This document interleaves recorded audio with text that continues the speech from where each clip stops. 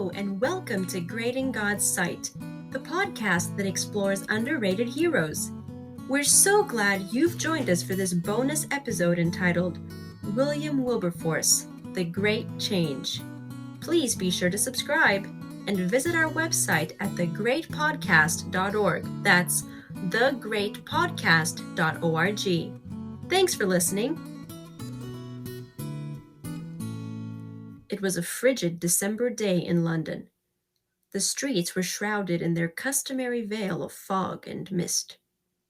A young gentleman walked hurriedly along the cobblestones, lost in thought. His pace betrayed nervousness and anxiety, and even from a distance it was obvious he was ill at ease. Although he was of diminutive, almost dwarf-like size, his handsome outfit and polished appearance hinted at great wealth and high class. With a hasty glance about him, he rounded the corner and stepped into a quieter street. Reaching the house, his courage seemed to flee. Turning on his heel, he paced up and down the street once and then twice. At last, summoning all his nerve, he resolutely marched up the stairs and knocked. In a moment, the door swung wide open. The Reverend John Newton stepped outside and stood face to face with William Wilberforce. As Newton drew him inside, Wilberforce's mind replayed the astonishing series of events that had brought him, the youngest member of Parliament and best friend of the Prime Minister, to the doorsill of John Newton, the well-known Methodist minister and writer of the hymn Amazing Grace. Wilberforce, or Wilbur, as his friends had dubbed him, had been close to Newton as a little boy, but that felt like a lifetime ago. Wilbur had been only 10 years old when his father died suddenly. His ailing mother shipped him off to London in the care of his Uncle John and Aunt Hannah, who, like the rest of the family, were immensely wealthy, but unlike the rest of the family, were devoted Methodists. Had Wilbur's mother known this beforehand, she would almost have preferred to send her only son to Hades than to his aunt and uncle. But happily for Wilbur in his future, she did not know.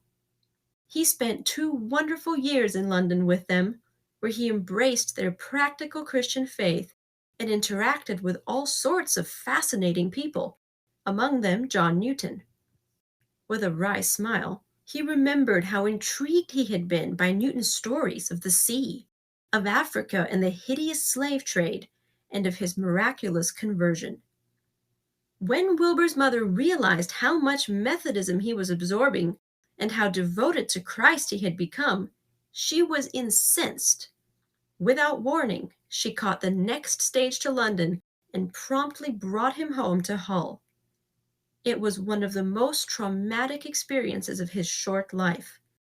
He had grown to love his aunt and uncle dearly, as they loved him, and to be suddenly snatched away from the Christian world where he had learned so much was almost too heavy to bear.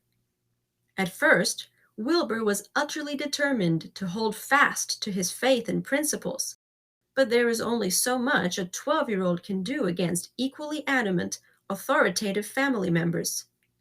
Wilbur's enormously rich grandfather declared, "If he turns Methodist, he shall not have a sixpence of mine."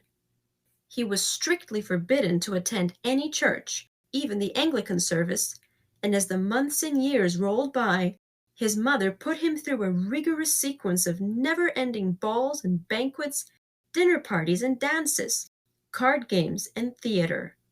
Anything to bleach the stain of religion from his heart and mind. Although young Wilbur put up an admirable resistance, little by little his mother's labors to convert him to the world proved effective. From his earliest years, he had a winning, effervescent personality that sparkled and charmed all who knew him. This, paired with his marvelous speaking and singing voice, made him the darling of high society. By the time he decided to attend Cambridge at age 17, Wilbur had been transformed into a perfectly polished, high-spirited young gentleman with zero interest in God or the Bible. In college, his sharp mind allowed him to breeze through exams with only the mildest pretense of studying, leaving him free to pursue a social butterfly existence. His magnetic personality and extravagant generosity continued to attract people to him, and one Cambridge pal would later say, there was no one at all like him for powers of entertainment. Although he was small enough to almost fit in the category of dwarves, no one seemed to notice. All seemed completely blinded by his wit and brilliance. By the age of 20, Wilbur had stumbled upon the bright idea of going into politics and becoming a member of Parliament. He had fallen in with a certain William Pitt, another brilliant fellow who was embarking on a similar path, and the two 20-year-olds decided to do it together. So, on his 21st birthday, William Wilberforce, 3 months Pitt's junior, was elected the youngest member of the House of Commons. And 3 years later, when they were 24, William Pitt conquered the summit and became the youngest prime minister in the history of Great Britain. The two Williams were on a roll. Wilbur had joined 5 gentlemen's clubs in London and was fully relishing the high life. He had earned the reputation of being the wittiest man in England, and with his powerful position in Parliament and the Prime Minister as his closest ally, he had the world at his feet. However, in the winter of 1785, everything changed. That is, nothing changed externally, but nonetheless, nothing was ever the same again. Wilbur and his good friend Isaac Milner, a man of gigantic frame and intellect, were traveling through France together. Wilbur had randomly picked up a book from his cousin, The Rise and Progress of Religion in the Soul, by Philip Doddridge, and as they jolted through the white-frosted Alps, the two men dissected, discussed, and debated their way through its contents from cover to cover. God must have beamed as he looked upon the scene, for this was only part one of his plan to draw the young socialite and politician back to his fold. Though he did not then admit it, Doddridge's book stirred something in Wilbur's soul he had forgotten was there. As they continued their journey, he and Milner next tackled the Greek New Testament in similar fashion, carefully reading and evaluating each phrase and idea. The Apostle Paul wrote that faith comes by hearing the Word of God. By the time the travelers reached the end of Revelation, the faith that had been quenched in Wilbur as a teenager was rekindled into an irresistible flame. The realization of his wretchedness without God descended upon him in full force, and he now began rising very early in the morning to spend time in contemplation and prayer. However, instead of experiencing peace and relief in confessing his sins and recommitting his life to Christ, Wilbur's torment grew daily. His resolve to follow Jesus was heartfelt, but he could not clearly make out the path forward. Did God wish him to forsake his seat in Parliament, along with his social standing and deep friendship with William Pitt? What's more, would Pitt even be willing to stay friends with a Methodist?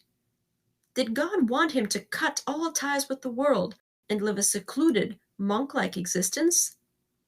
Wrung with anguish, Wilbur could see no other way, and decided he must write his best friend a letter and be transparent about his new convictions. With some trepidation, he had composed a message to William Pitt.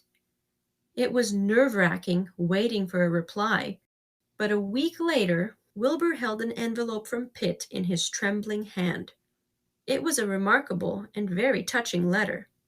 In it, the Prime Minister assured his friend that his sentiments of friendship and affection towards him were engraved on his heart, never to be effaced or weakened. However, Pitt also expressed his doubts in the wisdom of Wilbur's plan to withdraw from society and so render his virtues and talents useless to himself and mankind. In his own words, surely the principles and practice of Christianity are simple and lead not to meditation only, but to action. Pitt's warm response had put Wilbur at some ease, but also left him even more perplexed. Clearly, his closest friend was encouraging him to bloom where he was planted and remain in public life, while allowing it to become a channel through which to express his newfound faith. Pitt's idea seemed sound, but Wilbur was not at all convinced it was God's will. He needed a fellow Christian to unburden himself to, but who? Just then, Wilbur remembered the aging sea captain turned minister from his carefree childhood with Aunt Hannah and Uncle John. In his agony of mind, he swallowed his fear and decided to call on John Newton. Now he was in Newton's parlor, laying his heart open before the old pastor.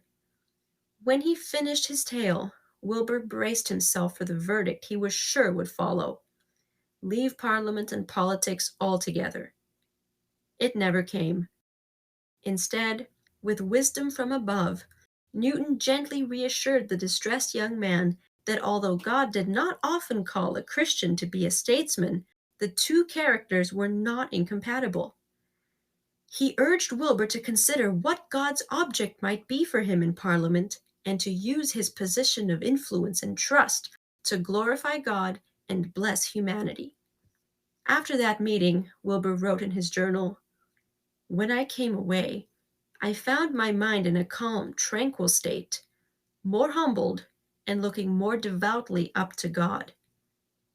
The looming question that now remained was, what was God's purpose for him to fulfill in Parliament? Join us next week for part 2 of William Wilberforce's thrilling story. Thank you for listening to Great in God's Sight, a podcast by GYC Southeast. We hope you have enjoyed this adventure through time and pray it serves to deepen your relationship with God. Each episode aims to draw insight from the life of one individual. While we strive to bring you a unique perspective on each believer, we encourage you to use your God-given curiosity to explore these topics for yourself. Please remember to hit the subscribe button and share this episode with your friends via text or social media. You never know who might be encouraged. Until next time, we wish you God's blessing as you seek to be great in His sight too.